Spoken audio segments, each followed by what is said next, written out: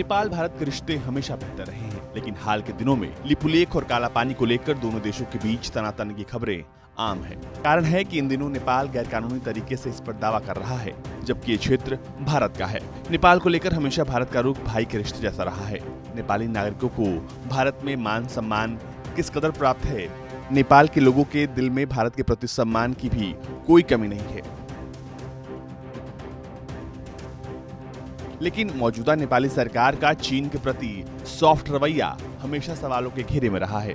अब इन दोनों इलाकों पर नेपाल की सरकार के ज्यादातर लोग बातचीत के जरिए मामले को सुलझाने पर यकीन रखते हैं, लेकिन उसी सरकार में शामिल कुछ वामपंथी लोग भारत के खिलाफ चीनी शह पर जहर उगल रहे हैं। The rising Nepal news outlet को दिए एक इंटरव्यू में नेपाल के रक्षा मंत्री ने कहा कि जनरल मनोज नरवणे का कूटनीतिक विवाद में चीन की तरफ इशारा करना निंदनीय है। उन्होंने कहा कि अगर जरूरत पड़ती है तो नेपाली सेना लड़ाई भी करेगी। नेपाल के मंत्री का इस तरह से बयान देना नेपाली सरकार का चीन के प्रति हमदर्दी रुख साफ साफ झलकाता है। हालांकि भारत सरकार लगातार कहता आया है कि वह तमाम मामलों को बातचीत के जरिए सुलझा लेगा। नेपाल की तरफ से सामने आया ये विवाद ऐसे वक्त में जोर पकड़ रहा है जब एक तरफ भारत चीन के साथ लैग पर तनातनी में उलझा है और दूसरी तरफ से पाकिस्तान लगातार सीमा पर आतंकी वारदात को अंजाम देने में जुटा है।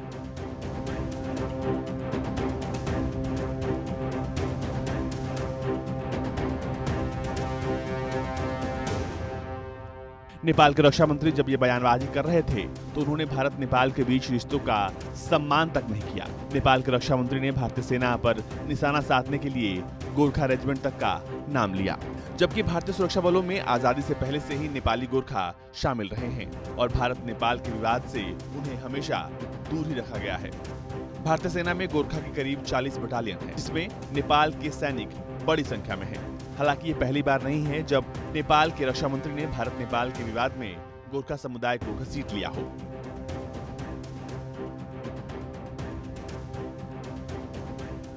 आठ मई को दाराचुला लिपुलेख में भारत ने सड़क का उद्घाटन किया था।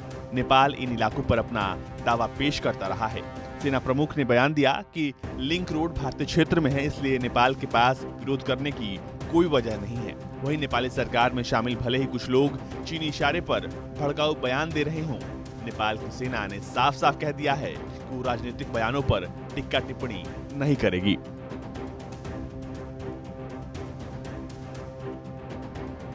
ब्यूरो रिपोर्ट, भारत तक।